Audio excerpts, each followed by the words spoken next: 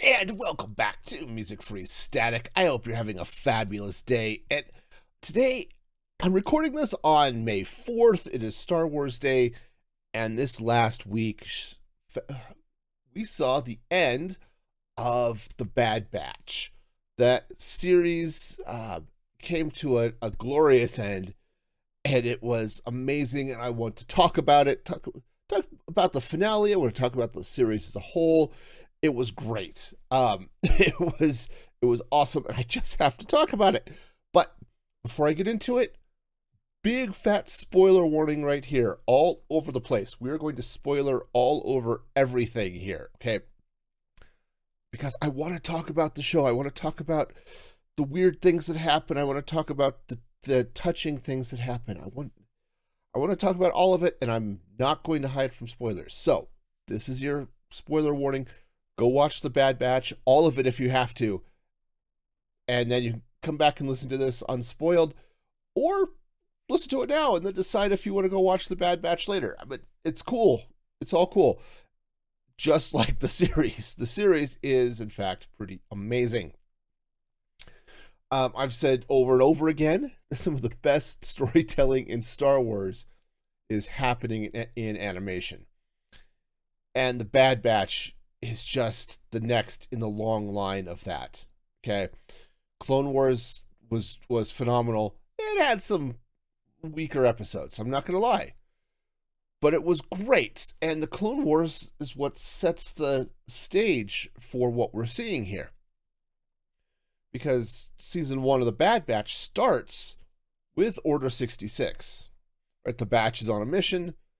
Order 66 comes down to now kill all the Jedi.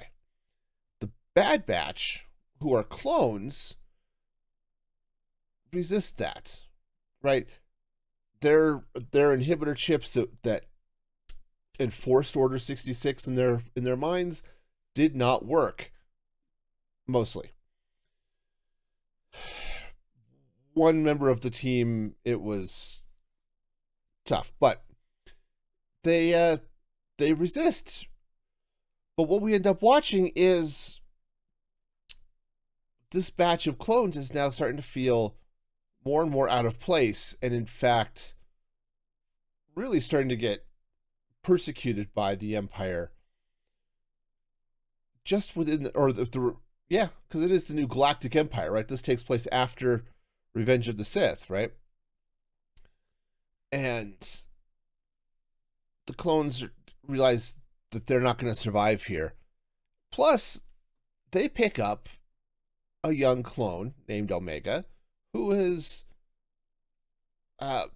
basically now a prisoner and then hunted by the Empire. And so they flee, and they're trying to protect her and all of this fun stuff, right?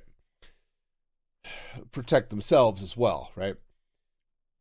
The one member of their team, Crosshair, their sniper, stayed behind. Because the mantra we heard over and over and over again is where throughout the show, especially in the first season, is good soldiers follow orders, right? And so Crosshair was sort of caught with that initially. Plus, Crosshair is loyal. That's one of his defining characteristics. He is loyal to those who are loyal to him. And so he stays with the Empire, at times tasked with hunting down his former team. But that first season, actually the first couple of seasons of here's the Batch on the run, and it was very much the A-Team in space. Okay, and you had your 80s group, right?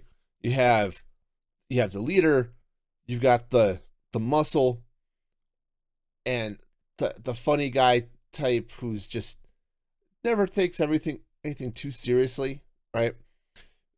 They've got that in Wrecker. Of course, Hunter's the leader. You've got Tech, who's the geek. You've got to have your tech dude, and they named him Tech. What do you know? Of course, you had Crosshair, who's the strong, silent, super tough guy who isn't entirely sure that Hunter should be the leader, but Hunter is, right? All of this stuff. Hunter is and Hunter's good at that. And they pick up Echo from the at the end of the Clone Wars season 7. It was the first 4-episode arc, was basically the Bad Batch intro. And so you've got Echo, who is a regular clone who had been experimented on by the Separatists. And so he's very much falls into that more machine now than man type description. He's got a hand that's been replaced by a scomp link, like the droids use, like R2D2 does, to plug into the computers, right? He's got a hand that does that, or lack of hand that does that, So this is the team. And of course, they're dealing with a lot of different stuff throughout the series, right? And as you get into, season 1 is very much a job of the week, monster of the week type thing, as it's kind of follows that A-Team model of they're wanted by the government, but they have to help, right? And they end up hooking up with this Trandoshan named Sid and end up working for her, doing various jobs so they can afford to stay hidden, I guess. And it's a sort of a safe harbor for them. Okay, again, Crosshair is now hunting them as well as part of the Empire. But as you get into season 2, you start seeing a bunch of weird stuff, right? Crosshair starts to realize that the Empire is not loyal to him. And he realizes where his loyalties are. It takes a while. It takes him a long time to get there. And there's some great episodes with him talking with Cody, who was Obi-Wan Kenobi's. He was leading Kenobi's group of clones throughout the movies and throughout the Clone Wars. The rest of the team, of course, is trying to keep Omega safe. They're trying to figure out what the heck is going on. Why do they need her? What is happening? Right? So you get all of this amazing storytelling with what's happening just with Omega's story. But in the background of all of this is the transition of the Republic to the Empire. And a lot of it starts slow, right? It's still clones. It's still all the same ships from that era, of course, because they wouldn't all change overnight. But they're starting to roll out TK troopers, which are the beginnings of the stormtroopers that we see later in the original series, with A New Hope and such. And you start to see, okay, turn in your Republic credits for new Imperial credits, and here's now chain codes which encode everything about you, basically, right? And we saw, if you saw The Mandalorian, which you should, it's a great show. But the Mandalorian uses chain codes to track down people. So does the Empire. That's how they keep track of everybody. Is through chain codes. Right. So you start seeing all of this build up. You start seeing the beginnings of Imperial oppression, and it's just that transition, which is subtle most of the time. For most of the people they run into, the Empire isn't any different from the Republic. At this stage, it's still pretty much the same government with a new name. Okay, there are a couple more new rules and stuff, but it's still basically the same thing. But as the series goes on, that changes. And things get intense. What's fun is you start the series, and the Bad Batch is the elite, right? They show up at the end of Clone Wars in season 7, and they have a spotless record. They've gone in and done like the 100 or so jobs they've called in specifically to do, and they've done them all and been victorious in all of them. Okay.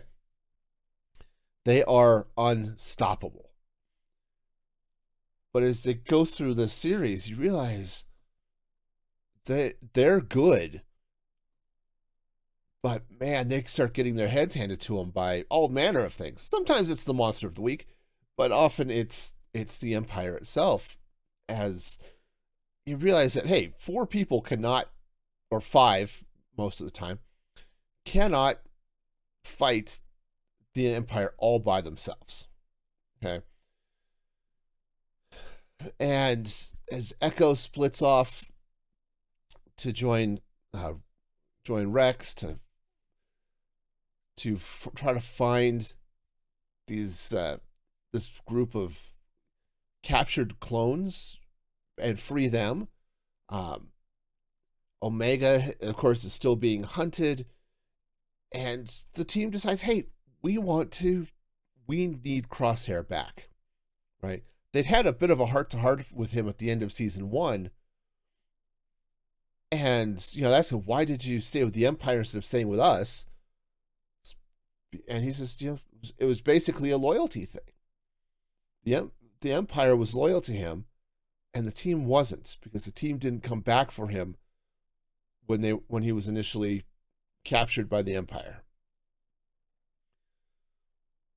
And we start to see throughout this whole series the power of family and loyalty, and not blind loyalty, as eventually we see throughout the series. It comes a point where, yes, loyalty is a good thing, but when that loyalty isn't returned, what do you do, right?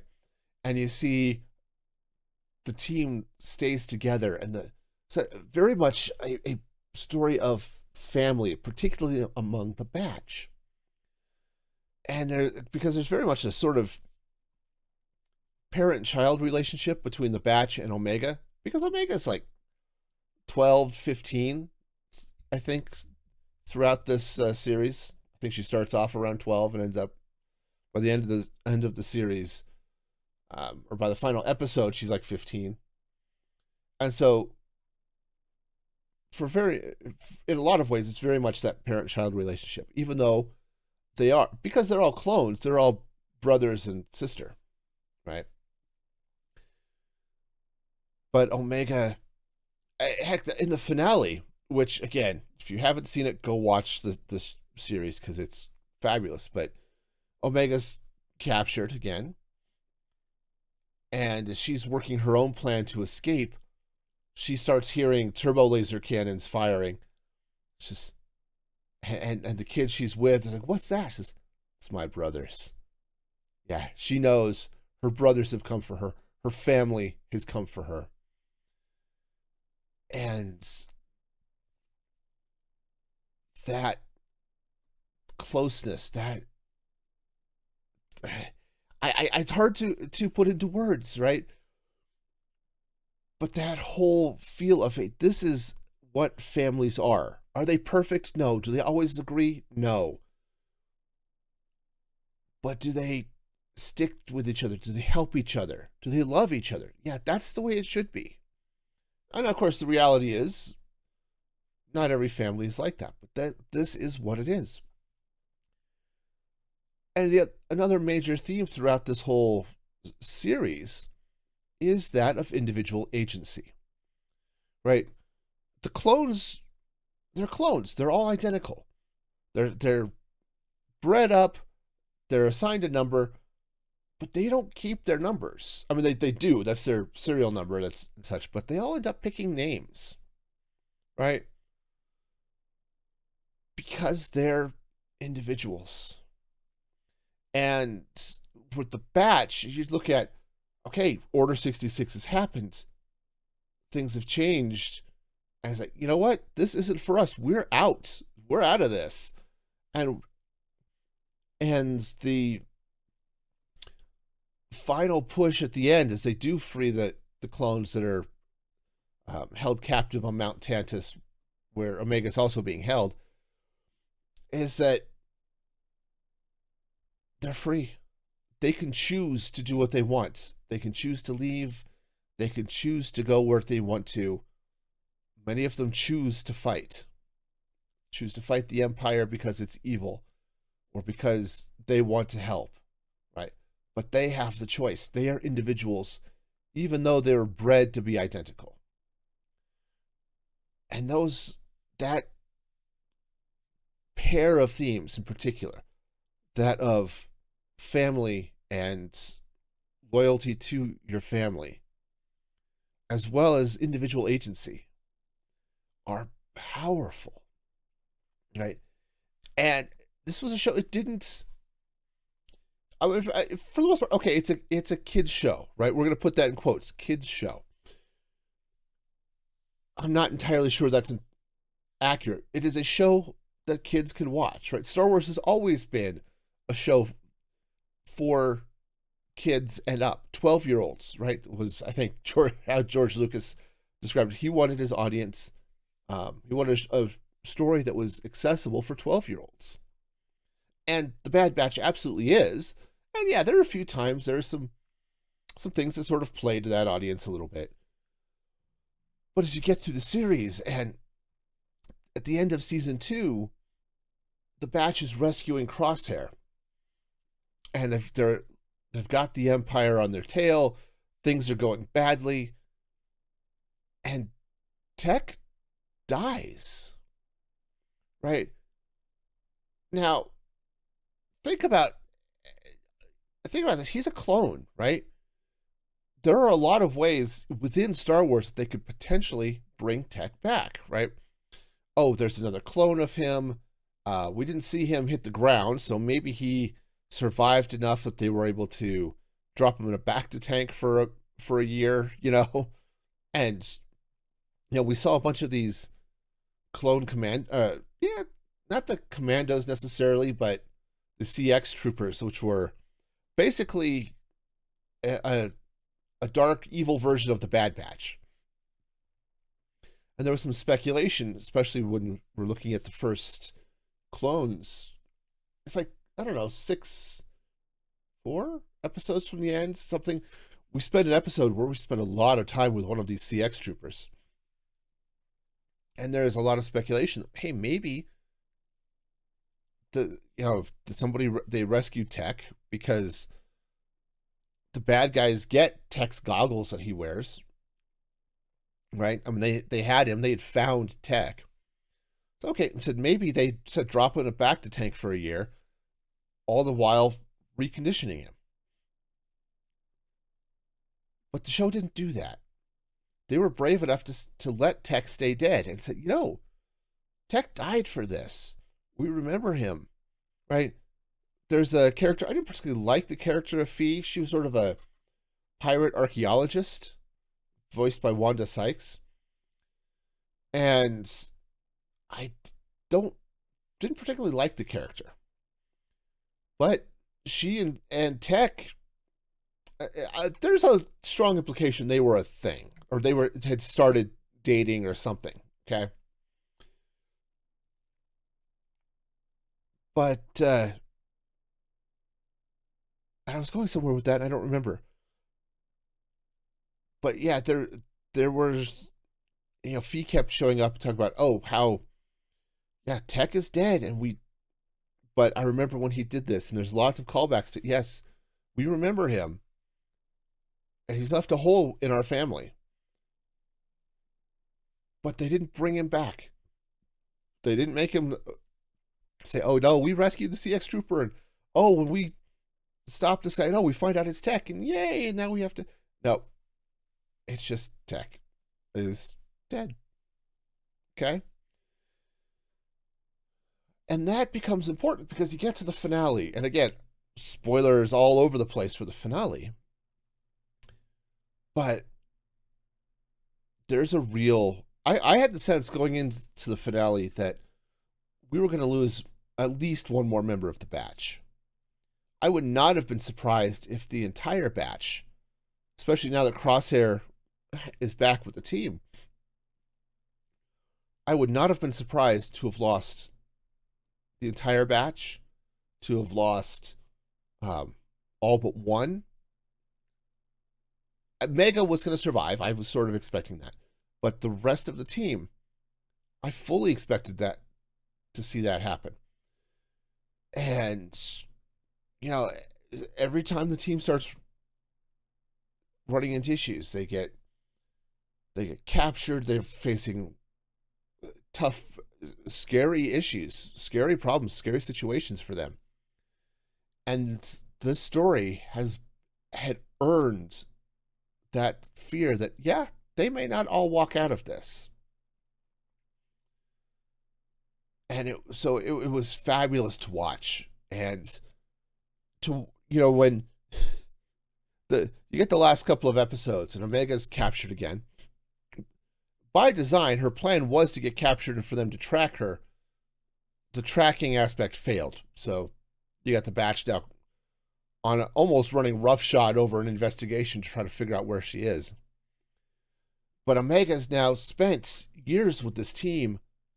She's not passive anymore. She starts season 3. She's just sort of passive, waiting for the team. But at the end of it, she's not waiting for them. She's trained, she's learned, she is going to get out on her own and rescue the Force sensitive kids that she's with, because it's the right thing to do. And yeah, she's working her escape, and she realizes there's a Zillo beast on Mount Tantus with everybody, which we saw, I think, from back in episode 1. We saw the Zillo beast. Of course, it was back from the Clone Wars in season 1. And no, it wasn't episode 1 for the Zillo beast, but it was season 1 of the Clone Wars. Or, yeah, season 1 of the Clone Wars, season 1 of the Bad Batch as well. Okay, great. Well, when Omega sees it, I think I posted in a Discord somewhere. It's like, yeah, Omega's coming out of this, and she is about to unleash death and destruction upon this base. Because you tell, yep, her plan, she is going to unleash the Zillo beasts. And she does, and it's awesome. Bad for the poor clones that get eaten and stepped on and all of this stuff, right? But man, this last episode, most of the episodes have been like 20, 24, 25 minutes, something suitable for a half hour of television, right? This last episode was 51 minutes, including credits.